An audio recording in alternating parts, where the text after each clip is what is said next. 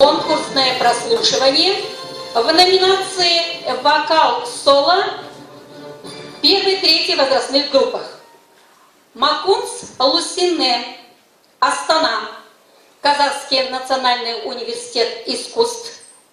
Она исполнит специально для нее написанную песню Оливия Динуровым «Ауылымды сағындым». Слова написал Сифула Оспан. Встречайте!